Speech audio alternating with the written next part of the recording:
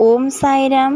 आज गुरुवार साई संदेश रे बाबा कहउछंती संतान तू निज काहे एते एकुटिया भाबुछु। तू सबुबले एकुटिया बसी रहुछु।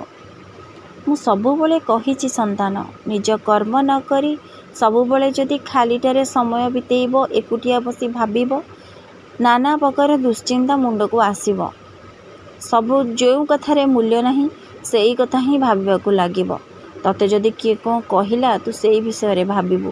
तते जदि किए कोन पचारि देला तू से विषय रे भाबिबु। किए तते धोखा देई गला तू से विषय रे भाबिबु। तू सबुबले खालीटारे जदि बसी रहिबु नाना प्रकार दुश्चिंता तो मुंड भितरे पसिबो। आ तू सबुबले खाली फालतू चिंता ही करिबु। सबुबले कर्म रे व्यस्त रह संतान। मु जानुछि संतान तू बहुत सरल। तू काहार क्षति केबे करि परिबुनी कारण तू सरल बोली तते समस्ते धोखा देई जाउछंती। हेले संतान निजको मजबूत करबाको हेबो।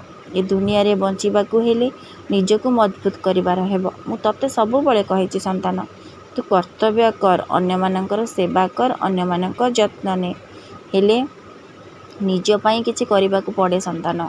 निज पई कले ही तू दुनिया रे तिष्टि पारिबु। तू अन्य मानक पई कले तते जो मानक पई करिथिबु से माने ही तते धोखा दे चली जिवे संतान। आगो निजे कथा देख संतान तापरे अन्य मानकर कथा बुझिबु। निजे कर्म न करी न खाइले तू को बंची पारिबु सेटा तो कर्म।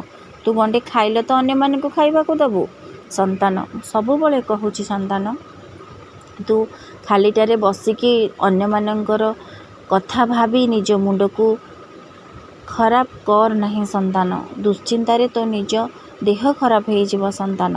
तू सेथि लगी सबुबले खराब फालतू चिंता करी तू मंदिर को भी टिके आसुनु कि मो संगे दीपद कथा भी हेउनु कि मो पूजार्चना भी करुनु। मु तते कहूची संतान दुनिया ता जगह ठीक अछि संतान। लोक माने भी तांको जगह ठीक अछंती।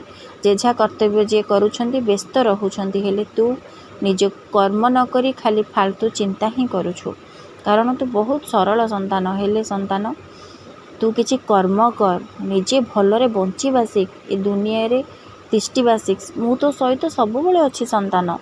हेले तू निजे को निजे तो चिन्हि पारुनु। तू सबुबले खाली कथा ही भाबुछु। सबुबले भाबिले कोनोसी कार्य हुए नहीं संतान। सेथि लागि हमको कर्म करिबाकू पड़े। तू जदि निजको सबुबले निज कर्म रे व्यस्त रखिबु तते काहा कथा भाबिबाकू तो पके समय नहीं।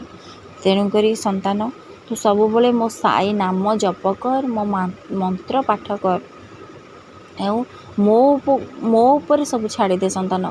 तते किए कोन कहिला तोठू किए कोन नेई गला तते किए खालरे पकेइला सब मो ऊपर छाड़ संतान। मु सबु एठी देखुची संतान किए को कर्म करूची ता अनुसार मु ताकू दंड देवी संतान। हेले तू अन्य मानक कथा काई एते भाबुछु। कोनोसी कथा भाबिले किछि हुएनी संतान। निजको कर्म करिबाकू पड़े।